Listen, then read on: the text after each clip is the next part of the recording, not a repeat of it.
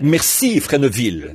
Bonjour, les amis. C'est un plaisir d'être ici aujourd'hui, dans le tabernacle.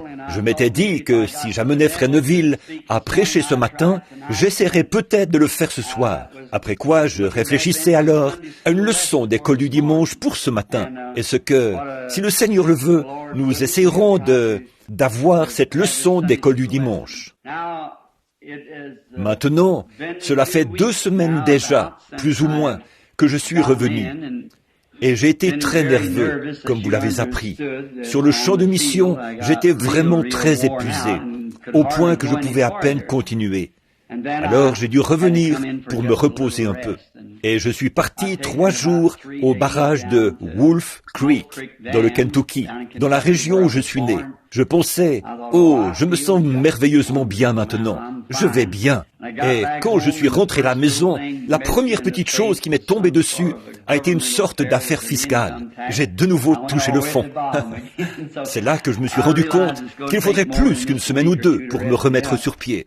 En outre, mon ministère est sur le point de changer maintenant. Et je n'ai aucune réunion de prévue.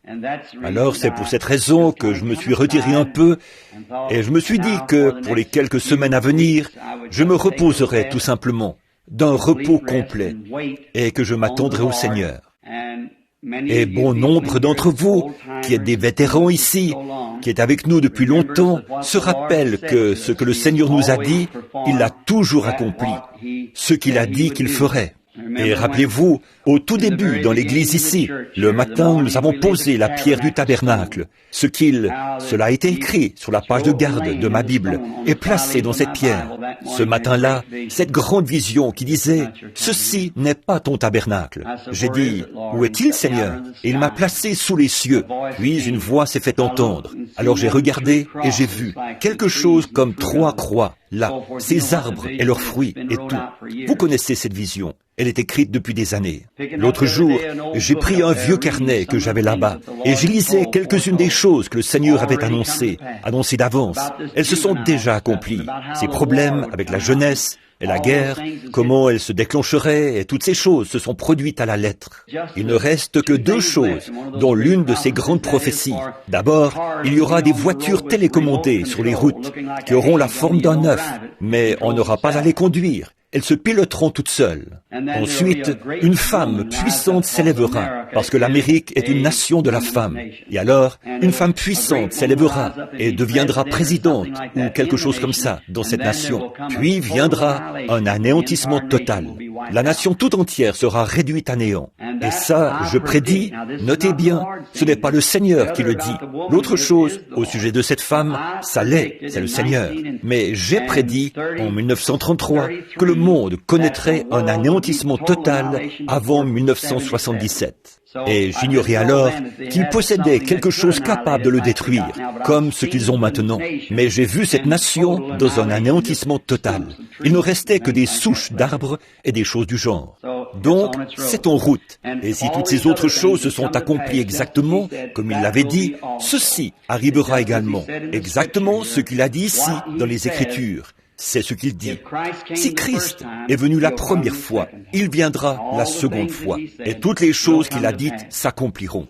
Et voyant clairement cela, et sachant que que notre heure va bientôt sonner en tant que nation, sachant que l'Église va très bientôt partir dans son enlèvement, cela remue le cœur d'un ministre ou de n'importe quel laïc de savoir que nous vivons en ce jour et en ce temps où nous vivons, le plus glorieux de tous les temps jamais vécu par quiconque sur terre, c'est maintenant même pour l'Église. Donc, j'ai vraiment besoin de vos prières. D'autre part, j'ai vu que dans le tabernacle, j'ai vu qu'il allait y avoir de nouvelles élections et tout, dans l'Église, pour certains membres du conseil, et ainsi de suite. Et l'Église a besoin d'une petite réunion. Elle a besoin d'être remuée un peu. Et vous avez toujours été gentil avec moi. Vous avez su me bénir. Ma présence en ce lieu semble avoir été une source de bénédiction pour vous. Et être parmi vous a été une source de bénédiction pour moi. Ça, j'en suis sûr. Et vous avez toujours accepté ce que je disais comme étant la vérité, ce que Dieu me montrait. Et j'apprécie cela. Et donc, je m'y suis mis. Je me devais de prendre connaissance des faits pour redresser notre assemblée, ses conseils, et en vue des élections, et ainsi de suite. Et alors, Alors je me suis dit qu'après cela, j'irais prendre un peu de repos avant de retourner de nouveau sur le champ de mission. Gardez cela pour vous. Ça, ce n'est pas pour les gens du dehors, c'est pour le tabernacle. Nous voulons avoir une réunion du tabernacle afin que toutes ces choses, toutes ces erreurs, toutes ces choses qui traînent, et peut-être ces petits ressentiments qui se transmettent de l'un à l'autre, tous ces gens, je vais réunir chacun d'eux pour les confronter. Alors, si vous ne voulez pas y faire face, vous feriez mieux de quitter le pays, parce que vous n'aurez pas d'autre choix que d'y faire face jusqu'au bout, comme nous avions l'habitude de le faire ici, au tabernacle. Et tout doit être aplani, parce que nous sommes des frères et des sœurs qui avons partagé la Sainte Seine, le corps de Christ, autour de la table de bénédiction. Et c'est toujours le diable qui cause du tort et du ressentiment ou des divisions ou quelque chose comme ça. Alors, je vais me faire accompagner par notre frère Neville et nous irons d'un lieu à l'autre, nous réunirons ces gens jusqu'à ce que l'ancien tabernacle soit de nouveau remis sur pied pour l'avancement du royaume de Dieu. Maintenant, ceci, la raison pour laquelle je l'ai dit, c'est parce que cela concerne notre propre petit groupe qui est rassemblé ici ce matin. Ainsi, maintenant, je vais prendre un peu de repos et revenir aussi vite que possible. Après quoi, je compte partir de nouveau pour le champ de mission. Et cette fois, si le Seigneur le veut, j'aimerais utiliser nos modestes fonds, entre autres, les miens accumulés là-bas dans ce programme de mission à l'étranger, et me procurer une nouvelle tente, ainsi que de nouveaux équipements, puis commencer sur le champ de mission, ne pas aller d'église en église, mais faire nos propres réunions. Maintenant, sans vouloir manquer d'égard envers les frères qui m'ont invité, ce qui est une chose merveilleuse, mais dans la plupart des cas, on constate que dans ces conventions, on annonce votre présence, et alors tous vos amis s'y rendent, pour finalement entendre tout un tintamarre visant à leur soutirer de l'argent. Ça épuise tout simplement ces gens. C'est ce que je viens de découvrir, vous voyez. Donc ça, ce n'est pas bien. Nous voulons avoir un endroit où nous pourrons les réunir. Vous n'avez pas à apporter d'argent, venez simplement vous-même et servez le Seigneur, voyez. Et donc, à présent, un changement est en train de s'opérer dans mon ministère en ce moment. Vous vous rappelez, à l'époque, je devais tenir la main de la personne et simplement rester là. Et le Seigneur me disait quel était son problème. Il a dit, et il viendra un temps où tu connaîtras le secret du cœur des gens. Chacun de vous sait que cela s'est accompli parfaitement, comme il l'avait dit. Maintenant, ceci est l'étape suivante, qui a été prophétisée et prédite, et qui surpassera de loin tout ceci, vous voyez. Et ce changement est en train de s'opérer en ce moment. Et c'est pour cette raison que Satan me combat avec cette affaire d'impôts, essayant de me faire croire, le gouvernement, que je dois payer des impôts sur chaque sou que j'ai récolté en tant que ministre pendant ces 27 dernières années, depuis le début de mon ministère. Ce n'est pas le cas, puisque cela a été transféré dans cette église. Je suis l'administrateur de cette église. C'est parfaitement juste. C'est consigné dans les annales, ici. Et donc, si je suis l'administrateur et le trésorier de cette église, alors il n'y a rien au monde. Le gouvernement n'a pas à s'en mêler. Ce n'est pas l'église qu'on remet en question. C'est plutôt moi, en tant que trésorier de l'église, qu'on remet en question. Et les administrateurs ont signé un document qui se trouve dans la banque là-bas, déclarant que tous mes fonds, au lieu d'avoir ma propre fondation, je les ai relayés à mon église ici, parce qu'elle est déjà une fondation, de toute façon. Et c'est cette manière de procéder qui me retient de quitter l'église et de l'abandonner, de m'en aller et de n'être plus rien ici, alors que j'avais promis aux gens que je reviendrais à l'église régulièrement et que je les aiderais. Voilà pourquoi je n'ai rien changé. C'est parce que je vous avais fait une promesse. C'est pour cela que je garde cela tel quel, plutôt que de l'avoir à titre individuel. Car autrement, ça en fait une organisation. Et je suis fermement opposé aux organisations. Donc je vais simplement laisser les choses telles quelles, entre les mains de Dieu, pour que nous puissions continuer à œuvrer pour le royaume de Dieu. Maintenant, ce matin, nous voulons étudier cette vieille parole bénie et croire. Maintenant, je tiens à dire également, j'aperçois Frère Egan et plusieurs autres, quelques-uns des administrateurs assis ici, à la suite de notre réunion d'administrateurs de l'autre soir. En effet, et je l'annonce maintenant publiquement à l'Église, chacun de vous n'est plus un administrateur nommé. Vous êtes des administrateurs élus et vos noms sont sur les registres. Très bien. Et maintenant, il va y avoir de nouvelles élections de diacres et ainsi de suite. Et Frère Neville il va contacter ces derniers juste après le service. Très bien. Et le trésorier et tout. Alors que nous restructurons l'église. Nous mettons tout en place et alors nous pourrons avoir un réveil le moment venu. Maintenant, juste avant de revenir à ces pages ici, pour notre leçon d'école du dimanche, à cette merveilleuse parole du Dieu vivant, courbons simplement la tête quelques instants alors que nous nous adressons à l'auteur de ce livre. Et maintenant, rejetez toute pensée, tout ce qui est contraire, qui pourrait vous empêcher d'obtenir une bénédiction. Prions. Most holy and righteous God, into thy blessed Dieu très juste et très saint, nous entrons maintenant dans ton auguste présence bénie. T'offrons nos vies et nos âmes et nos corps et nos services et nos talents. Et tout ce que nous avons, nous te l'apportons. And as you look upon us, Lord, if there is any sin naked and unconfessed, Et alors que tu tournes ton regard vers nous, Seigneur, s'il y a quelque part un péché nu, non confessé, nous te demandons, ô Seigneur Dieu, de bien vouloir y appliquer le sang de ton Fils Jésus, car nous savons bien que, par nos propres moyens, nous sommes incapables de le faire, et qu'il nous est à jamais impossible de nous suffire à nous-mêmes. but we rely completely upon His precious blood. Mais nous comptons entièrement sur son sang précieux et sur sa grâce, appliquée pour nous, afin de nous permettre à nous, pécheurs indignes, d'entrer un jour dans ta présence, avec assurance, en ayant devant nous ce sang du Seigneur Jésus,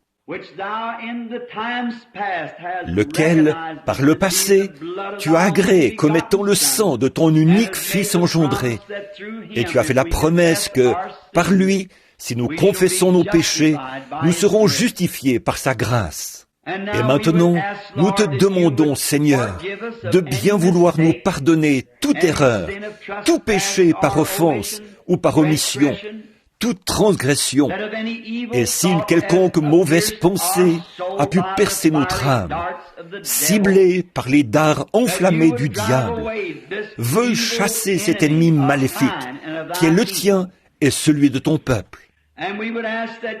Et nous te demandons d'envoyer le Saint-Esprit se saisir de la parole, en ce moment où nous nous abandonnons en tant qu'instruments, pour que tu puisses prononcer ta parole à travers nous et l'écouter à travers nous.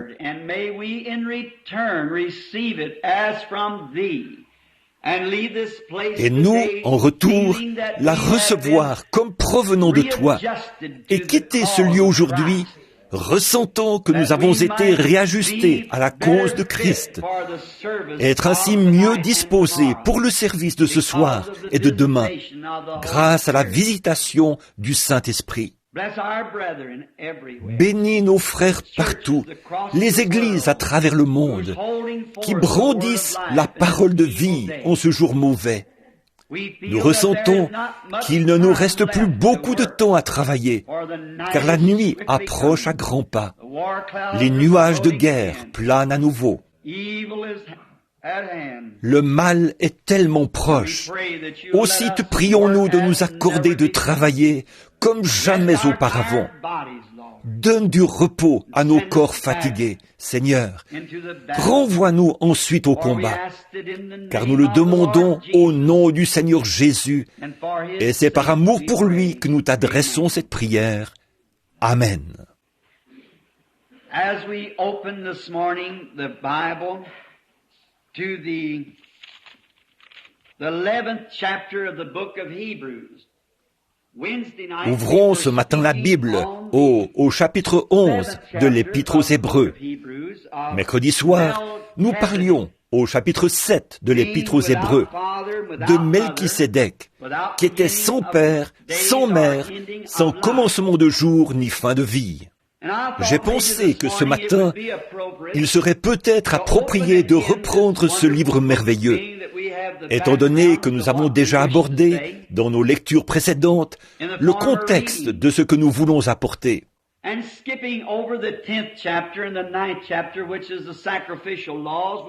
Nous allons sauter le chapitre 10 et le chapitre 9, qui traite des lois sacrificielles pour arriver à un endroit sur la foi. Et ici, dans l'Épître aux Hébreux au chapitre 11, à partir du verset 23, nous lisons ceci.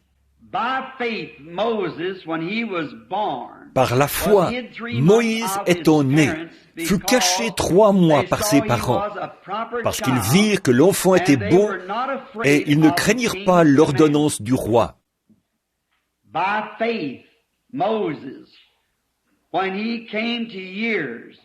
Par la foi, Moïse, étant devenu grand, refusa d'être appelé fils de la fille du Pharaon, choisissant plutôt d'être dans l'affliction avec le peuple de Dieu que de jouir pour un temps des délices du péché.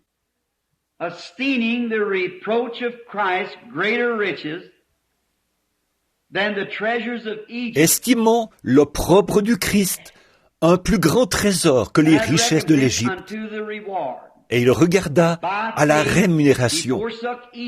Par la foi, il quitta l'Égypte, ne craignant pas la colère du roi, car il tint ferme, comme voyant celui qui est invisible.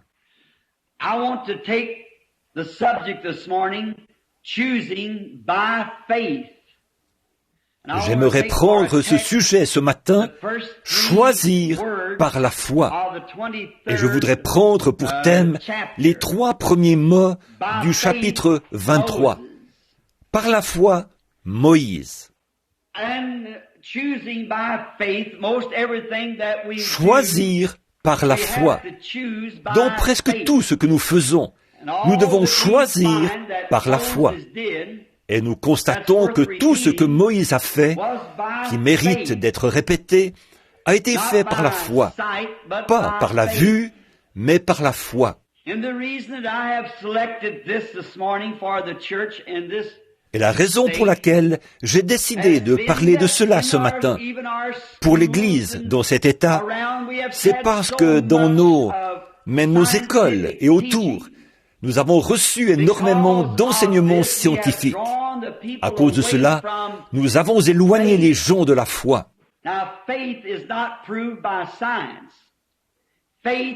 Or, la foi ne se prouve pas par la science. La foi, c'est ce que la science ne voit pas. Et nous, si jamais nous perdons cette merveilleuse foi, alors nous serons dans l'obscurité totale. Cela, quel que soit notre degré d'instruction, avec quelle facilité nous pouvons expliquer la parole de Dieu pour qu'elle convienne à nos propres croyances.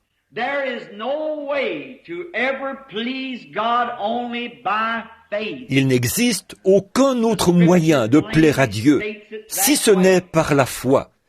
Les Écritures le stipulent clairement de cette manière. C'est par la foi. Et sans la foi, disent les Écritures, il est impossible de plaire à Dieu. Donc, si la foi est en désaccord avec la science, et que la science est en désaccord avec la foi, cela les oppose fortement l'une à l'autre. Alors, nous devons faire un choix, comme Moïse l'a fait. Par la foi, nous croyons.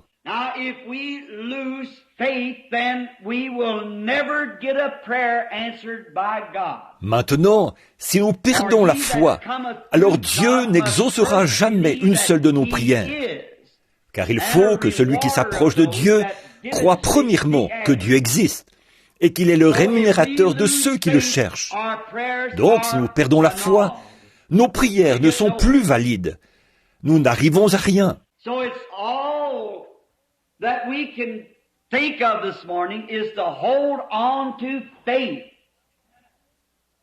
Then if we lose faith, c'est donc tout ce que nous avons à l'esprit ce matin. Nous devons nous accrocher à la foi. Et si nous perdons la foi, tous nos espoirs s'envolent. Si nous perdons la foi, toute notre réalité spirituelle disparaît. En effet, on ne peut pas avoir foi dans les choses que l'on voit, car tout ce que l'on voit est périssable. If we look at some great person, a great minister, or a great congregation, Si nous regardons à un grand personnage, à un grand ministre ou à une grande assemblée, ils périront tous un jour. Et si nous regardons à une grande nation ou à une arme puissante, ils périront tous un jour. Alors nous devons vivre par la foi, en ces choses que la science ne perçoit pas. C'est par la foi que nous croyons. Or, nous perdons notre gloire si nous perdons la foi. Et si nous nous éloignons de la foi, alors nous amenons l'Église dans une sphère intellectuelle.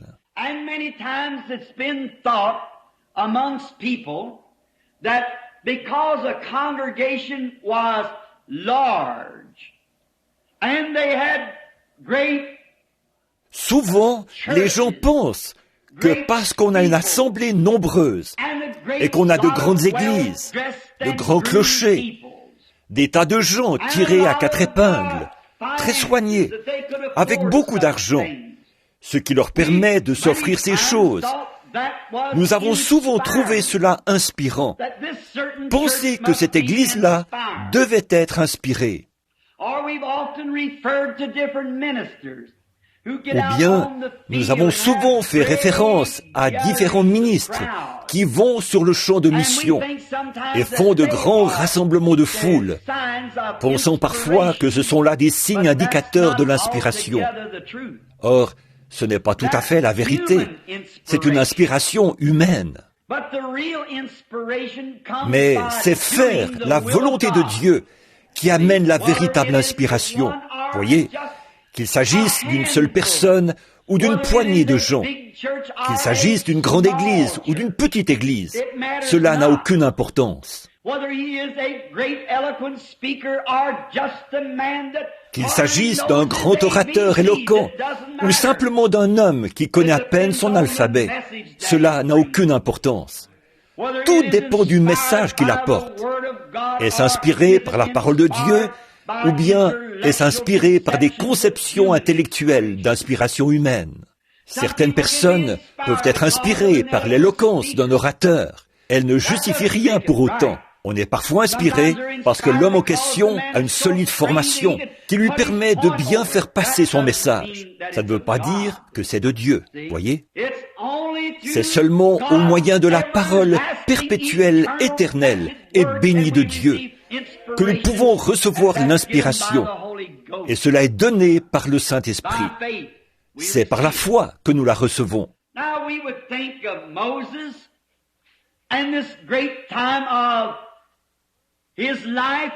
Maintenant, pensons à Moïse et à ce moment important de sa vie. Nous lisons son histoire, sa naissance, et comment Dieu avait pris soin de lui. Mais un moment est venu dans la vie de Moïse où il a dû faire un choix. En lisant bien, nous voyons qu'il était fils de la fille de Pharaon et l'héritier du trône, et qu'il aurait été le futur Pharaon d'Égypte.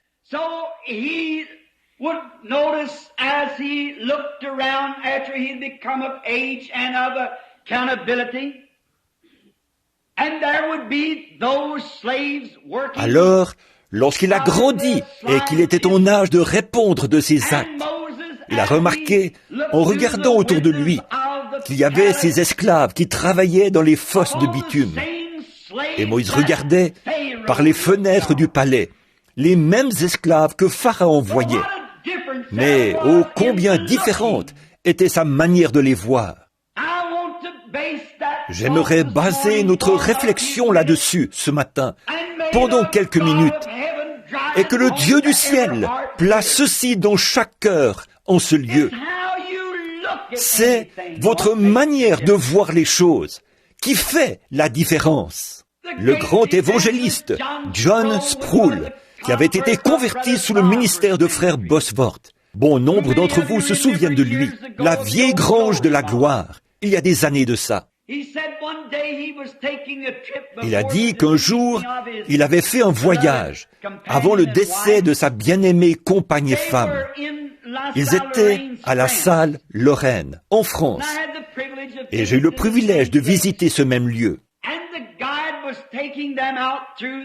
Et le guide leur faisait visiter les jardins, leur montrait différentes choses. Et ils sont arrivés près d'une statue du Seigneur Jésus, de sa crucifixion.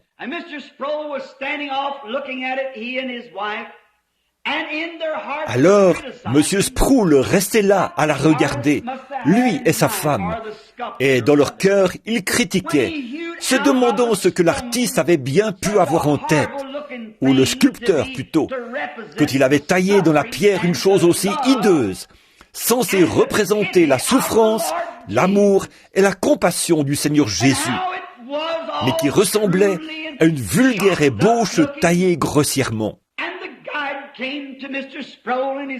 Alors le guide est venu vers M. Sproul et a dit, « Monsieur, j'imagine que vous êtes en train de critiquer cette statue du Seigneur Jésus. » Il a répondu, « En effet. » Et il a dit, « Je ne suis pas surpris le moins du monde, parce qu'effectivement, la plupart des gens qui la voient, de prime abord, la critiquent. »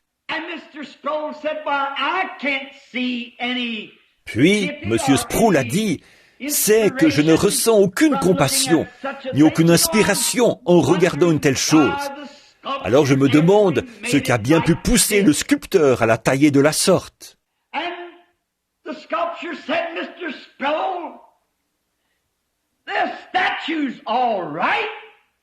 Et le sculpteur, il a dit, « Monsieur Sproul, cette statue est très bien. » Et le sculpteur avait la chose juste dans sa pensée.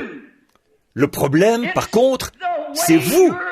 C'est votre manière de la regarder. Alors, il les a pris par la main, lui et sa femme, pour les conduire vers un autel, là, au pied de cette croix.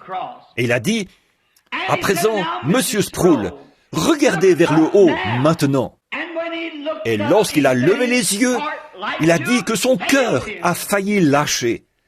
Comme c'était différent. Rester là, à la regarder sous cet angle-là, ensuite venir s'agenouiller et la regarder de la manière dont elle a été conçue pour être regardée. Et c'est pareil avec Dieu. C'est pareil avec la foi. Tout dépend de votre manière de regarder la chose.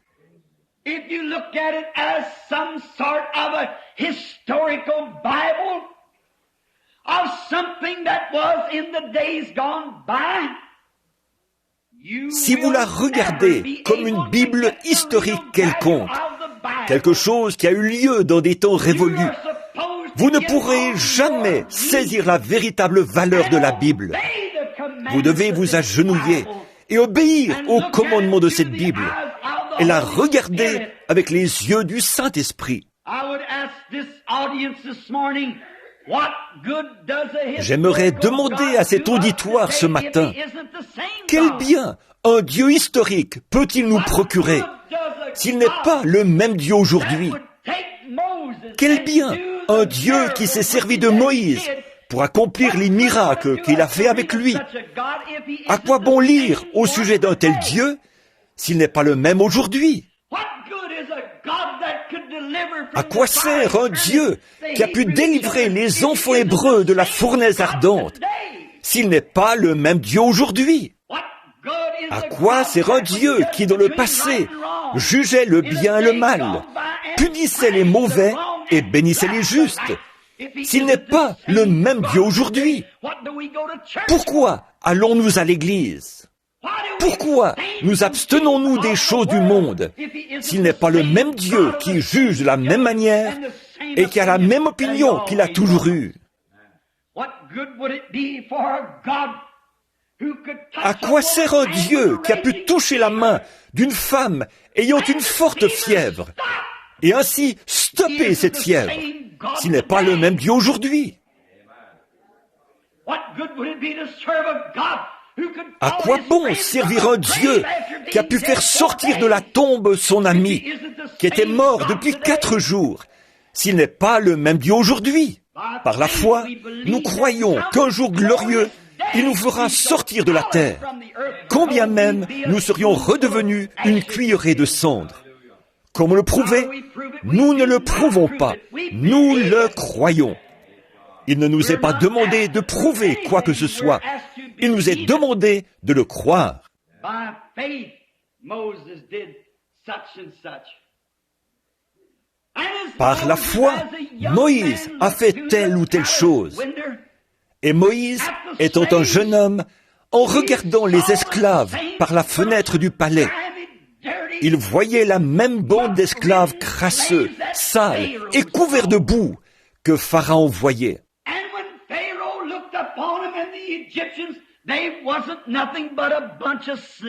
Et lorsque Pharaon les regardait, et les Égyptiens, ils n'étaient rien de plus qu'une bande d'esclaves. C'est tout ce à quoi ils servaient, à être de simples machines humaines pour tripoter la boue, pour faire des briques de boue, pour le compte des cités que Pharaon bâtissait. Telle était la manière dont les Égyptiens et Pharaon regardaient les esclaves. When he looked at them, it was a different look Moses had.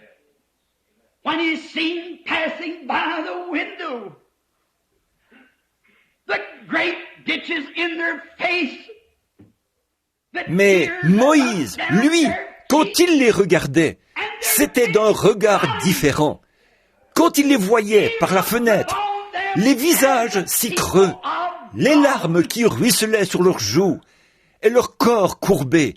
En les regardant, il voyait le peuple de Dieu. Il ne les voyait pas comme des esclaves. Il les voyait comme le peuple choisi de Dieu. Et, alors que je vais d'un pays à l'autre et d'une nation à l'autre, prêchant, depuis que j'ai quitté ce petit tabernacle, une institution interdénominationnelle, où on n'a aucune autre loi que l'amour, aucun autre livre que la Bible, aucun autre credo que Christ. J'ai cherché à regarder les enfants de Dieu et les rejeter comme étant le peuple choisi et élu de Dieu.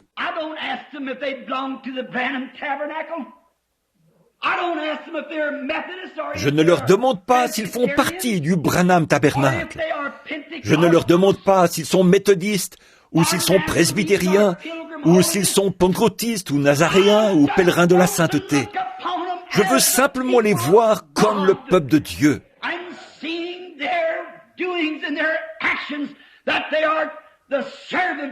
Et voir, par leurs œuvres et leurs actions, qu'ils sont les serviteurs du Seigneur Dieu. Et mon cœur désire communier avec eux, quelle que soit leur appellation. J'ai simplement très envie de communier avec eux. Je les aime, parce que je sais qu'ils sont le peuple de Dieu.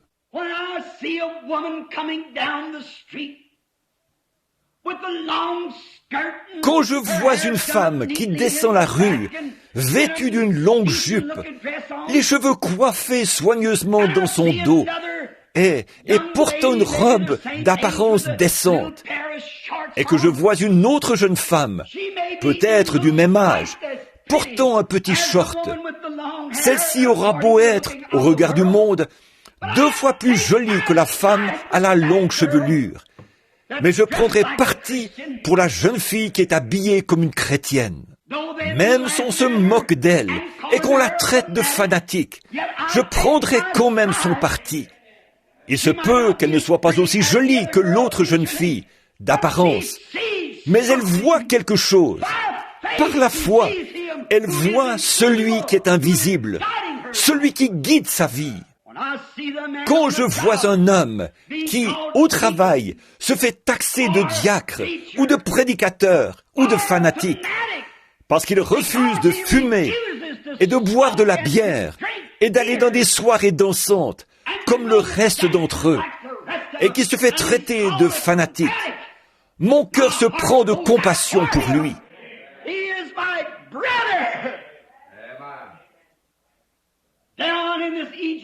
Il est mon frère, ici, sur le sol égyptien, et c'est ce qui crée dans notre cœur le désir de l'étreindre, et de dire, frère, nous sommes des pèlerins et des étrangers dans ce pays. Il me tarde de communier avec toi.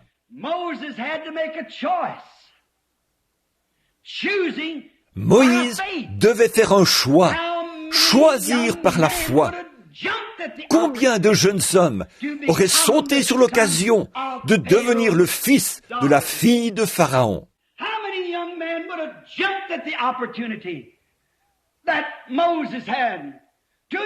Combien de jeunes hommes auraient sauté sur l'occasion que Moïse a eue de jouir de tous les plaisirs et du prestige du monde, de devenir roi d'Égypte, d'avoir le monde entier à ses pieds?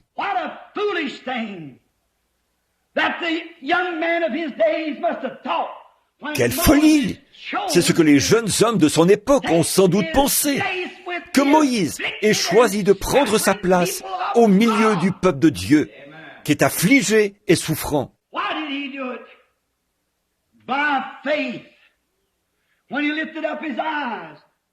Pourquoi l'a-t-il fait? Par la foi, en levant les yeux, il a regardé au-delà du prestige de ce monde. Il a regardé au-delà des plaisirs du péché. Et la Bible dit qu'il a tenu ferme, comme voyant celui qui est invisible. Et par la foi, il a fait le choix de servir ce Dieu, quoi qu'il advienne.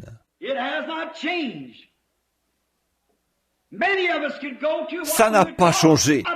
Bon nombre d'entre nous pourraient se rendre dans ce qu'on appellerait un meilleur bâtiment. Nous pourrions sans doute jouir de la communion et des plaisirs d'être assis sur de meilleurs bancs. Nous serions peut-être plus populaires en buvant et en fumant, et en nous habillant et en nous comportant comme le monde. Mais qu'est-ce qui s'est passé? Vous avez levé les yeux et par la foi, vous voyez celui qui est invisible et vous avez pris le parti des rejetés et de ceux qu'on qualifie aujourd'hui d'exaltés. En effet, par la foi, nous voyons celui qui est invisible et nous choisissons de souffrir les persécutions et les afflictions. Je ne dirai pas aux gens qu'ils doivent choisir d'être affligés. Je ne dirai pas que vous devez choisir la souffrance. Ce ne serait pas humain de le faire. Mais si la souffrance se trouve sur le sentier du devoir, alors acceptons-la lorsqu'elle arrivera. Je ne veux pas que vous fassiez quelque chose qui amènerait quelqu'un à se moquer de vous. Je ne voudrais pas que vous disiez toutes sortes de choses, que je fais partie d'une église qui ne croit pas en telle ou telle chose du monde, et ce genre de choses, juste pour amener les gens à se moquer de vous. Vous provoquez cela. Je ne vous demande pas de sortir ici et de faire toutes sortes de choses, quelque chose de radical. Je ne voudrais pas que vous fassiez cela, afin d'amener quelqu'un à vous traiter de fanatique. Vous provoquez cela. Mais si cela se trouve sur le sentier de votre devoir envers Dieu, laissez le monde dire ce qu'il veut. Continuez de vivre. Faites un choix. Chaque homme et chaque femme doit le faire. Et si Pharaon avait pu voir ce que Moïse avait vu, il avait vu les souffrances du peuple. Il savait quel était le prix à payer. Mais par la foi, il a choisi cela plutôt que de jouir des plaisirs du péché. Il y a peut-être des jeunes filles assises ici, de séduisantes jeunes femmes. Le monde aimerait vous dire, fais ceci et cela, tu es belle, ton corps est si joliment formé, tu devrais l'exposer.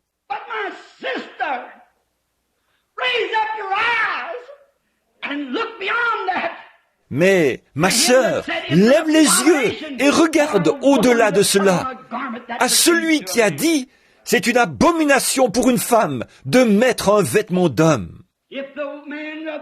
Si les hommes au sein de votre entourage, si les femmes que vous côtoyez disent « coupe cette longue chevelure », ça te donnerait plus de fraîcheur, ce serait ceci, cela ou autre chose, ou ça t'irait mieux.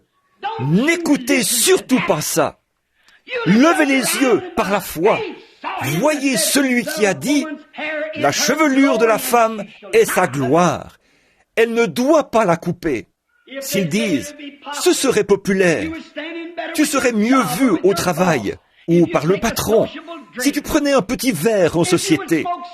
Si tu fumais des cigarettes comme les autres femmes, tu aurais une meilleure position sociale dans ton quartier. Par la foi, levez les yeux et regardez à celui qui a dit « Si vous souillez ce corps, je le détruirai. » Par la foi, nous croyons ces choses. Ce n'est rien que vous ayez vu, c'est quelque chose que vous croyez. Par la foi, c'est ce que Moïse a fait. Et dans cette marche de la foi, vient un moment où il faut faire un choix. Lot a commis la triste erreur que nous commettons. Souvent, nous choisissons ce qui nous arrange. Nous choisissons ce qui nous semble meilleur. Quelquefois, si une petite querelle éclate dans l'église et que quelqu'un dise « Eh bien, le diacre ou le pasteur a choisi son camp », ne regardez pas à ça. Regardez à ce qui est juste. Mettez fin à cette affaire et réconciliez les deux parties. C'est ce qui est sain. Il y a un choix à faire. Et nous faisons nos propres choix. Nous choisissons ce qui nous arrange. Mais Moïse a choisi les afflictions et le déshonneur pour pouvoir marcher avec le peuple de Dieu. Pensez-y maintenant. Écoutez ceci. Choisissons plutôt d'être dans l'affliction avec le peuple de Dieu. Estimons cela un plus grand trésor. Il t'enferme comme voyant celui qui est invisible. Maintenant, Lot fut amené une fois à faire un choix. Ce matin, il se pourrait que des hommes et des femmes assis ici fassent leur choix final. Vous êtes ce que vous êtes aujourd'hui, parce qu'il y a plusieurs années, vous avez choisi d'être ce que vous êtes maintenant. Et votre choix d'aujourd'hui déterminera ce que vous serez dans 5 ans. Dans 5 ans, vous serez peut-être un missionnaire. Dans 5 ans, vous serez peut-être un chrétien de renom. Ou alors, dans 5 ans, vous serez peut-être en enfer, parce que vous aurez pris la mauvaise décision. Dans 5 ans, vous serez peut-être en train de nettoyer des crachoirs dans un bar. Dans 5 ans, vous serez peut-être une prostituée dans la rue. Ou alors, vous serez peut-être un homme ou une femme dont la présence dans tout groupe sera d'une grande valeur. Parce que vous aurez choisi Christ. Dans 5 ans, vous serez peut-être dans la gloire, parti dans l'enlèvement, parce que vous aurez fait votre choix aujourd'hui. Mais vous devez choisir. Ne regardez pas ce que vous voyez. Choisissez ce que vous voyez par la foi. Voilà la seule chose qui comptera, ce que vous aurez choisi par la foi. Lot devait faire un choix. Abraham a laissé à Lot le choix. Et Dieu vous laisse le choix. Choisissez aujourd'hui qui vous voulez servir. Dans le jardin d'Éden, il y avait un arbre de la connaissance et un arbre de vie. L'homme avait le privilège de choisir l'un ou l'autre selon son désir. Et il en est de même aujourd'hui. Par votre libre arbitre, vous avez le privilège de choisir ce que vous voulez. Voici le conseil que je vous donne. Ne regardez pas aux choses modernes qui vous entourent, à la popularité et au prestige, à ce que vous pourriez être. Mais choisissez plutôt par la foi celui qui a promis qu'il viendra un jour et qu'il réparera toute injustice, vous donnera la vie éternelle et vous ressuscitera. Même si vous devez prendre le chemin méprisé avec le petit nombre de ceux qui appartiennent au Seigneur, faites ce choix. Qu'on ait des problèmes sur les bras, qu'on ait des problèmes dans le pays, qu'on ait des problèmes dans l'église, qu'on ait des problèmes dans le foyer, où que ce soit, faites votre choix. Par la foi, je servirai Dieu. J'humilierai mon cœur en sa présence. Je prendrai le chemin avec les enfants de Dieu. Bien que je les voie méprisés, rejetés, chassés, raillés, je serai toujours à mon poste. Je resterai à leur côté. Quand ils pleureront, je pleurerai avec eux. Quand il y aura du chagrin, je partagerai leur chagrin. Leur mode de vie sera le mien. Comme Naomi l'a dit, plutôt comme Ruth l'a dit à Naomi. Tes voix seront mes voix. Mes voix seront tes voix. Où tu demeureras, je demeurerai.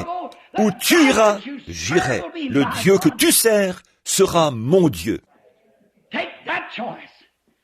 Faites ce choix-là, même si ça arrache la pelure de votre propre conscience, qui vous fait croire que vous êtes quelqu'un. Débarrassez-vous de cette pelure et prenez le chemin du petit nombre des méprisés qui appartiennent au Seigneur. Demeurez loyaux sur le champ du travail et à votre poste.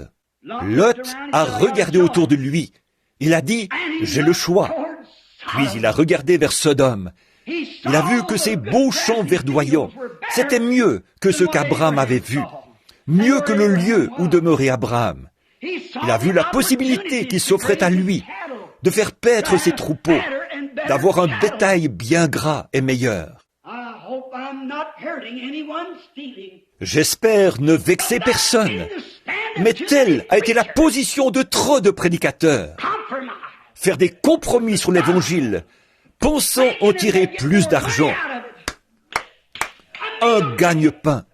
J'aimerais mieux vivre sur une terre desséchée, me nourrir, boire au ruisseau et me nourrir de crackers, plutôt que de faire un compromis sur ma conviction, ma foi en la parole du Dieu vivant. Je prendrai ce chemin. Certains ont dit, « Billy, ce qui ne va pas avec tes réunions, c'est qu'on y trouve trop de pentecôtistes. » C'est ce que disait un grand ministre d'une dénomination. Je lui ai dit, « Est-ce que ta dénomination parrainera mes réunions ?»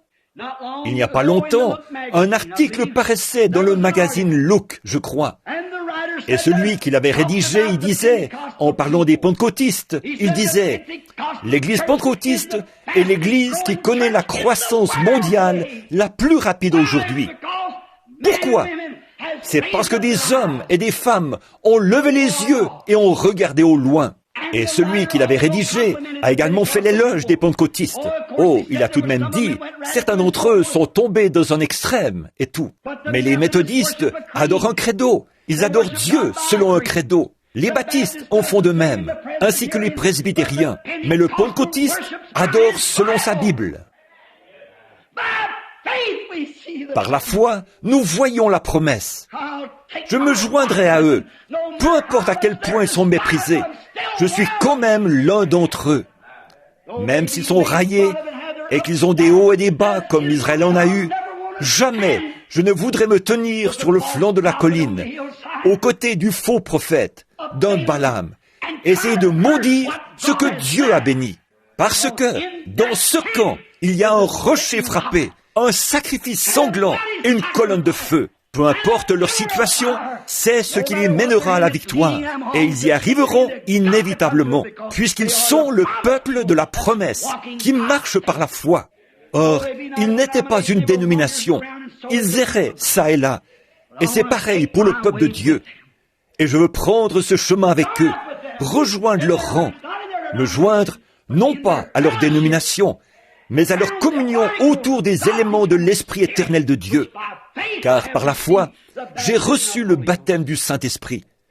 Que Dieu m'aide à toujours garder cette attitude. Remarquez, alors qu'ils poursuivaient leur route, nous découvrons que Lot a vu l'occasion d'avoir un plus gros bétail. Beaucoup voient l'occasion d'avoir un plus gros portefeuille. Beaucoup voient l'occasion d'avoir une meilleure position sociale. Il a vu la possibilité de gagner quelques dollars supplémentaires.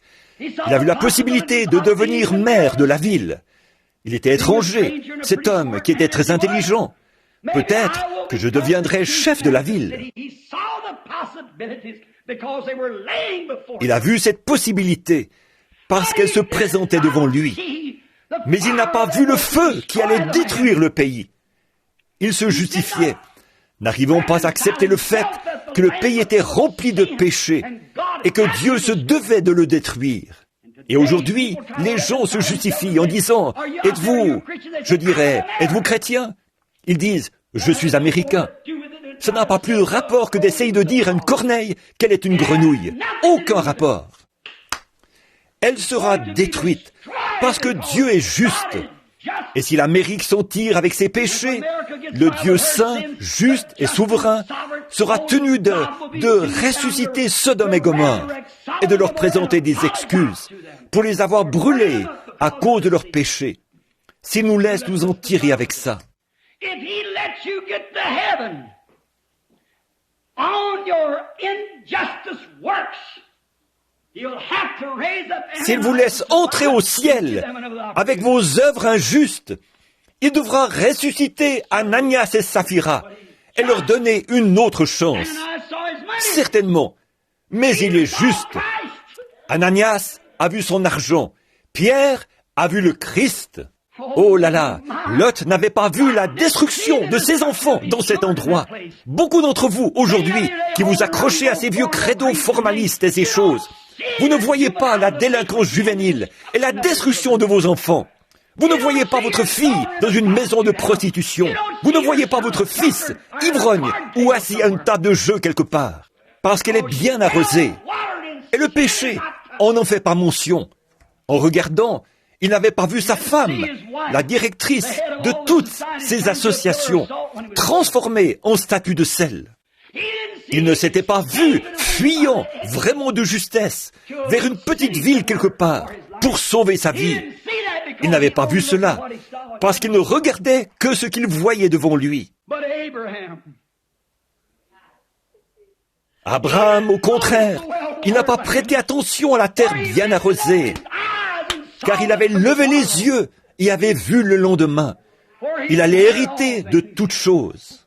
Le vrai chrétien aujourd'hui lève le regard et voit la promesse de Christ. Heureux les hommes de cœur, car ils hériteront de tout. Ils hériteront la terre. Le vrai chrétien, par la foi, lève les yeux et voit cela. Traitez-le de tous les noms. Il a levé les yeux. Et quand il l'a fait, Dieu a dit, « Abraham, parcours le pays. Il est tout à toi. » Par la foi, Abraham a fait cela. Cette même foi que Moïse possédait. Un commentateur a écrit la chose suivante. J'ai trouvé ces mots des plus magnifiques. Que Moïse avait pris le meilleur du monde et l'avait mis sur l'un des plateaux d'une balance. Et le pire de la religion, il l'avait mis sur l'autre plateau de la balance. Et le pire de la religion avait plus de poids que le meilleur du monde. C'est pareil aujourd'hui, car si on nous traite de tous les noms, fanatiques, guérisseurs divins, exaltés, ou quel que soit le nom qu'on nous donne, le pire que nous soyons aura plus de poids que le meilleur que le monde puisse offrir. On a beau les traiter de vieux jeux, vieux schnock, fanatiques, cela aura plus de poids que la meilleure chose que le diable puisse vous offrir. Très certainement. Moïse a estimé l'opprobre du Christ. Il avait vu le Christ d'avance. Plus tard, il a prononcé des paroles très inspirantes à son sujet. Voyez, l'Éternel votre Dieu suscitera un prophète comme moi. Il savait, il l'avait vu d'avance, et il a estimé son opprobre un plus grand trésor que tout le prestige du monde. Ami chrétien, ne peux-tu pas faire cela aujourd'hui? Et devant tout le prestige et toute la popularité du monde, par la foi, nous voyons celui qui a fait la promesse. Et la pire condition de l'Église aujourd'hui, toute sa situation actuelle, aura pourtant plus de poids que tout ce que le diable peut vous offrir. Combien même nous serions divisés, combien même nous serions taillés en pièces, combien même nous serions dans la confusion et la discorde, dans les dénominations et dans le fanatisme, ça aura plus de poids que tout ce que le diable peut vous offrir, assurément. Il a estimé l'opprobre du Christ un plus grand trésor que toutes les richesses de l'Égypte. Il se devait alors de faire quelque chose. Il a quitté l'Égypte. Oh, j'aime ce mot. Il a quitté l'Égypte. Voyez, il regardait par la même fenêtre, mais d'un regard différent de celui de Pharaon. Que se serait-il passé si Pharaon avait pu voir sa fin? Que se serait-il passé si Pharaon avait vu sa nation noyée? Moïse avait vu cela. Comment? Par la science? Par la foi. Moïse l'avait vu. Tout ce qu'il a fait, c'était par la foi. Parce que Dieu avait promis à Abraham son père qu'il visiterait cette nation après 400 ans et qu'il les ferait sortir. Et par la foi, Moïse a cru la parole que Dieu avait prononcée. Et il a reconnu, par la foi, être le conducteur choisi pour les faire sortir. Il connaissait sa position. Il a pris sa place dans les fosses de bitume comme tripoteur de boue. Il a considéré l'opprobre du Christ comme un plus grand trésor que de s'asseoir sur le trône d'Égypte. Il n'a jamais dit « je compatis ». Il a pris leur place. Il est parti avec eux. Gloire à... Il a pris leur place. Nous sommes partis avec eux. Pas étonnant que cet écrivain inspiré ait dit « Je prendrai le chemin avec le petit nombre des méprisés qui appartiennent au Seigneur. J'ai commencé avec Jésus et j'irai jusqu'au bout. Je suis en route pour Canaan. » Ça, c'est sûr.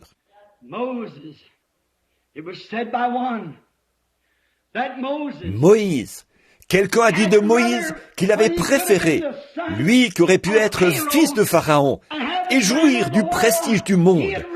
Il avait préféré être fils d'Abraham plutôt que d'être fils de Pharaon. Fils d'Abraham, le méprisé, plutôt que fils de Pharaon, le roi.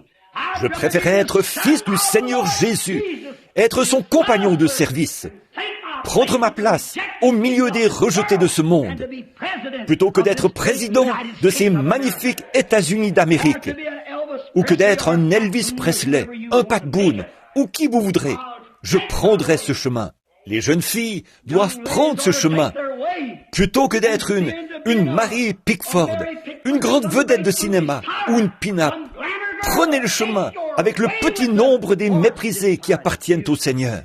Je préférais être un prédicateur derrière la chair, prêchant les richesses insondables de Christ, plutôt que d'être une vedette de cinéma hollywoodienne, ou la plus grande personnalité du monde, quitte à devoir me contenter d'une maigre pitance, à devoir mendier, ou quoi que ce soit d'autre. Je prendrai le chemin avec le peuple du Seigneur. Par la foi, c'est ce que je fais. Des occasions se sont présentées à moi, mais par la grâce de Dieu, je vois toujours par la foi. Par la foi, je peux voir au loin. Et notre Père attend de l'autre côté du chemin pour nous préparer une demeure là-bas. Un percepteur d'impôts a dit l'autre jour, « Pourquoi avoir donné votre maison à cette église-là? Qu'est-ce qui vous a poussé à donner une maison de 25 000 $ à ce petit tabernacle délabré ?» J'ai dit, « Ce n'est pas pour l'église que je l'ai fait, c'est pour les personnes qui y sont. » Je ne possède aucun des biens de ce monde. Chaque sou que j'ai récolté a été remis à l'Église. Pourquoi? Ma foi est en Dieu et non dans les biens de ce monde. Je m'affectionne aux choses d'en haut. Et je crois qu'il en est de même pour vous tous, si vous êtes en règle avec Dieu. Et vous l'êtes, c'est vrai. C'est par la foi que nous recevons. C'est par la foi que nous croyons Dieu. Moïse, il a dû faire un choix. Et il lui a fallu, après avoir fait un choix, il lui a fallu combattre pour la foi. Car il ne craignait pas la colère du roi. Or, humainement, il aurait pu craindre la colère. Il aurait pu craindre la colère du roi. Mais il ne l'a pas fait. Il ne l'a pas fait du tout. Parce qu'il avait un travail à faire. Et il était dans l'exercice de ses fonctions. Et peu lui importait ce que le roi en disait. Il a quand même pris ce chemin. Maintenant, Pharaon, naturellement, en constatant sa défaite, il a voulu donner à Moïse et aux enfants. Il a dit, « Très bien, j'ai une idée. Restez donc dans le pays, mais sortez offrir des sacrifices à votre Dieu. » Voilà bien le diable. Oh, tu peux être religieux. Pourquoi ne pas aller adhérer à une certaine église? Tu n'as pas besoin de faire toutes ces choses. Un mari dit à sa femme, la femme dit, « Mon mari, j'ai été sauvé. Fini les manucures, le rouge à lèvres et tout ça. Tout ça, c'est terminé. Fini les soirées. Fini les activités sociales. J'en ai fini avec ça. Je consacrerai mon temps à lire la parole et à prendre soin du foyer. Écoute, ma chère, tu peux être religieuse, d'accord? Mais écoute, va là-bas. Tu fréquentes la mauvaise église. Non, pas du tout. Vous fréquentez la bonne église. Si vous avez un prédicateur qui vous prêche ces choses, il faut vous y tenir. Sondez les Écritures et voyez si c'est la vérité. Oh, dit-il, va là-bas. Ils n'ont pas à faire tout ça là-bas. Tu vois, ils ne font pas tout ça là-bas. Voilà, va jusque-là, mais pas plus loin. Par contre, il ne veut pas que vous sortiez du pays. Voilà bien le diable. Il ne veut pas que vous vous sépariez des choses du monde. Amenez simplement le monde dans l'église. L'autre jour, en descendant la rue, j'ai allumé la radio et il y avait un chant. Je l'écoutais, et il m'a fallu écouter presque tout le chant avant de déterminer s'il s'agissait vraiment d'un chant religieux, ou si c'était le diable qui cherchait à baisser les choses de Dieu, les réduire au niveau du monde. Vous ne pouvez pas faire ça. Que Dieu ait pitié. Peu m'importe le nombre d'albums qu'Elvis Presley a écrit, tous ces bons chants religieux, il est néanmoins possédé du diable. Il a envoyé plus d'enfants en enfer, plus que tous les mouvements que je connais dans le monde entier aujourd'hui. Pat Boone et les autres, lui, il fait partie de l'Église de Christ. Et Elvis Presley, pentecôtiste. C'est Judas Iscariote, sous la forme de ces hommes-là. Le diable cherche à s'emparer des choses élevées de Dieu pour permettre à ces hommes de les mélanger ici-bas. Les gens ne regardent pas là-bas, vers les hauteurs, ceci. Ils regardent simplement ici. Ils disent, eh bien, c'est tout pareil. Ce n'est pas pareil. Sortez du pays. Il a dit, vous pouvez partir quelques jours. Partez, mais restez dans le pays. Bien sûr, il savait qu'il reviendrait. Là, il a vu que ça ne marcherait pas. Alors, il a pensé à autre chose. Il a dit, voici ce que je vous propose. Allez où bon vous semble, mais laissez toutes vos femmes, tous vos enfants et tout votre bétail ici. Laissez-les ici et partez. En effet, il savait qu'ils avaient des biens là-bas, qui les pousseraient à revenir. Et c'est ce que le diable vous dit. Tant que vous laissez certaines choses du monde vous coller à la peau, que vous voulez toujours fumer, que vous voulez boire, que vous voulez vous habiller comme le monde, ça fait l'affaire du diable. J'entends tellement parler de gens qui rétrogradent. Je ne crois pas qu'il y ait autant de gens qui rétrogradent qu'on le pense.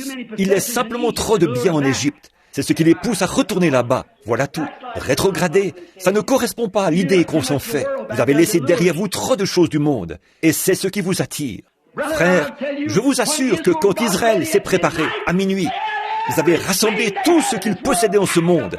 Tout était prêt pour le voyage. Que Dieu nous envoie un réveil comme celui-là. Nous rassemblons tout et nous nous préparons à partir. Le cri de minuit va bientôt se faire entendre. Sortez à sa rencontre. Vous ferez mieux d'avoir tout rassemblé. Vous ferez mieux de ne rien avoir dans le monde qui vous pousserait à y retourner. Aucune attache pour vous y retenir. Bouclez vos valises. Préparons-nous. Nous partons. Et vous savez quoi? Je vais vous dire, ils étaient si fidèles à Dieu qu'à minuit, Pharaon, exaspéré, a dit, « Partez, partez, mettez-vous en route, prenez tout ce que vous avez et partez. » Je suis si heureux qu'un homme puisse vivre si près de Dieu que le diable ne sache plus quoi faire avec lui. C'est ça, sortez, mettez-vous en route, obéissez à Dieu. Par la foi, il a vu la promesse. Tripoteur debout ou pas, il a pris le chemin avec le petit nombre des méprisés qui appartiennent au Seigneur. Pharaon a dit, prenez tout ce que vous avez et partez d'ici. Je ne sais plus quoi faire avec vous. Il était si fidèle à Dieu par la foi. La foi va produire les miracles. Si vous restez fidèle à Dieu, par la foi, nous le voyons. Notre temps est écoulé. Nous avons dépassé l'heure. Mais par la foi ce matin, levez les yeux. Ne voyez pas ce qui vous entoure, ce monde moderne, mais regardez et voyez celui qui a fait la promesse. La Bible déclare, maintenant, nous ne voyons pas encore toutes choses clairement, mais nous voyons Jésus. Regardez-le ce matin et vos voix changeront. Pendant que nous courbons la tête un instant pour un mot de prière, que le Seigneur ajoute ses bénédictions au message. Réfléchissez maintenant dans votre cœur. Avez-vous fixé le regard sur les choses du monde? Par la foi, voyez-vous Jésus? Regardez-vous à votre popularité, à votre Église, à la position sociale que vous avez avec le monde? Ou bien, voyez-vous Jésus qui, par compassion, a pris sa place à la droite de la majesté divine, dans les lieux très hauts, qui a souffert en tant que martyr, lui, juste pour des injustes? Ne pouvez-vous pas lever les yeux et voir cet arbre de vie là-bas? Alors, abandonnez cet arbre de la science et de la connaissance et servez-le. Avant que je prie, aimeriez-vous qu'on ait une pensée pour vous dans la prière? Levez la main, quelle que soit la requête, le besoin que vous avez. Que Dieu vous bénisse. Il voit toutes vos mains. Si vous êtes un pécheur, levez les yeux et regardez maintenant. Si vous avez été indifférent, si vous avez eu des petites querelles, ces petites choses, qu'est-ce que ça peut bien changer? Vous mourrez un de ces jours. Quel jour? Aujourd'hui peut-être. Vous n'en savez rien. Dans une heure, il se peut que vous soyez en enfer, ou il se peut que vous soyez au ciel. Mais vous devez choisir maintenant. S'il y a quoi que ce soit dans votre vie qui n'est pas en ordre, choisissez maintenant. Par la foi. Vous dites, eh bien, si seulement je pouvais me venger d'elle, si seulement je pouvais me venger de lui, quoi qu'ils aient fait, vous, choisissez la vie. Choisissez la vie. En effet, Jésus a dit, si dans votre cœur, vous ne pardonnez pas à chacun ses offenses, votre Père Céleste ne vous pardonnera pas non plus. Alors, arrivez-en là. S'il y a la moindre chose dans votre cœur contre qui que ce soit, pécheur ou saint, vous risquez le feu de l'enfer. À présent, levez les yeux. Que voyez-vous? Votre ennemi? Ou bien voyez-vous votre sauveur? Que regardez-vous ce matin? Si vous êtes malade et que votre médecin dit que vous ne vous rétablirez pas, levez les yeux vers la croix où il a été blessé pour nos transgressions et où, par ses meurtrissures, nous avons été guéris.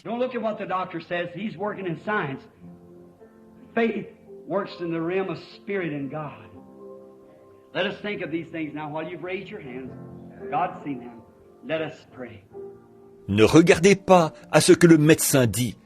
Il œuvre dans la science. La foi œuvre dans la sphère de l'esprit et de Dieu. Pensons à ces choses maintenant, pendant que vous avez les mains levées. Dieu les a vues. Prions. Oh, eternal God, in the quietness of this worship, Ô Dieu éternel, dans le calme de cette adoration maintenant, après que le message a été apporté, ne permets pas que ces semences de ta parole, Seigneur, tombent dans un endroit pierreux. Ne permets pas, Seigneur, que le message tombe parmi les ronces, les épines, que les soucis de la vie, comme pour Lot, puissent l'étouffer, et qu'à la fin, on soit rejeté. Mais, ô Dieu béni, permets qu'il tombe dans de bonnes terres fertiles, sur des cœurs repentis, et sur le mien aussi, Seigneur, afin que nous puissions tous regarder dans le miroir de Dieu et voir l'Église du Seigneur Jésus rejetée, le peuple rejeté, le chemin rejeté, et que nous marchions sur ce chemin glorieux. Tout comme Moïse, qui ne savait pas où il allait. Les gens ne savaient pas où ils allaient. Ils ne savaient pas quelle direction prendre. Ils ont simplement pris le départ. Et, ô Seigneur Dieu, pendant qu'on joue ce beau cantique, par la foi nous voyons ce pays au loin. Qu'en cet instant, les hommes et les femmes présents en ce lieu ne se demandent pas ce que le monde dira, ni comment ils partiront. Qu'ils s'élèvent simplement en esprit et qu'ils partent.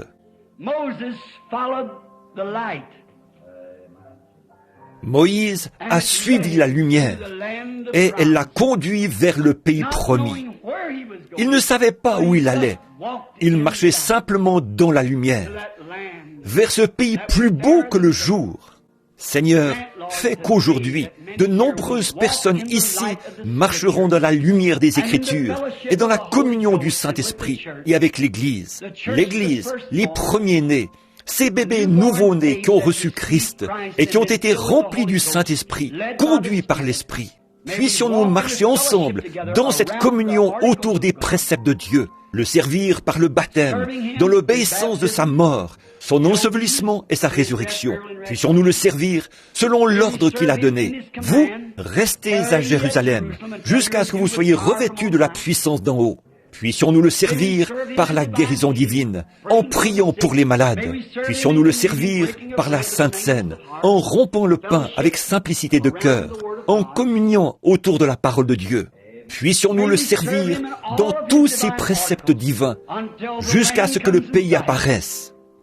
Accorde-le, Seigneur. Écoute notre prière, alors que nous remettons tout entre tes mains maintenant, au nom du Seigneur Jésus. Maintenant, avec la tête inclinée, calmement, doucement, chantons ce chant. C'est le moment de l'adoration. Le message est terminé.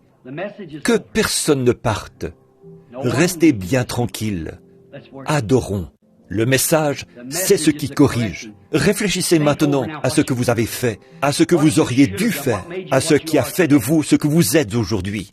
Ce qui vous culpabilise aujourd'hui, c'est que vous avez fait quelque chose hier. Qu'en sera-t-il de demain? Mettez-vous en règle aujourd'hui, et demain, vous serez libre. Voyez? Il faut faire un choix. Comment le faire? Par la foi. Maintenant, je laisse tomber tout ça. Maintenant, je laisse tomber. Et un jour, je partirai là-bas. Dans le doux au-delà, nous nous verrons sur ce beau. Adorez simplement le Seigneur en esprit maintenant. Dans le doux au-delà, nous reverrons cette église des méprisés. Dur voyage, mais nous nous reverrons un jour. À notre généreux Père céleste,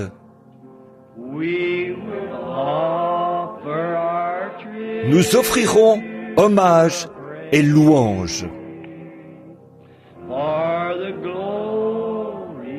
pour le glorieux don de son amour et les bienfaits dont jouissent nos, avec le petit nombre des méprisés qui appartiennent au Seigneur. Par la foi, je fais mon choix. Dans le doux, au-delà,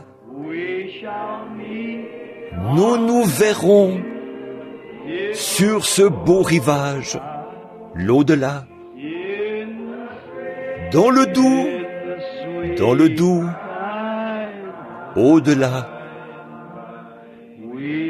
nous nous verrons sur ce beau rivage. Il y a un pays plus beau. Adorons-le simplement. C'est le moment de l'adoration.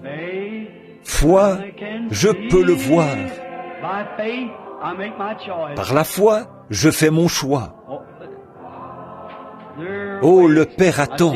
Je vois tous ceux qui appartiennent au Seigneur là-bas. Frère Georges, Frère Seward, tous les saints.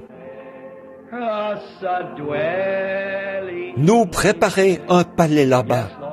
Oui, Seigneur. Le doux,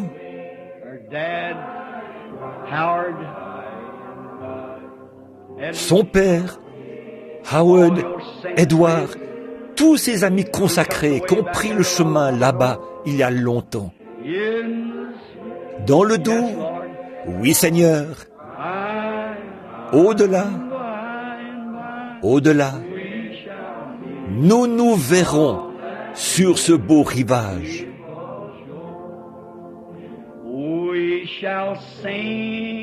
Nous chanterons sur ce beau, ô Dieu, les chants mélodieux des bienheureux. Gloire à Dieu. Ne s'affligeront plus. Plus de soupirs que les bénédictions de ce lieu de repos. Dans le doux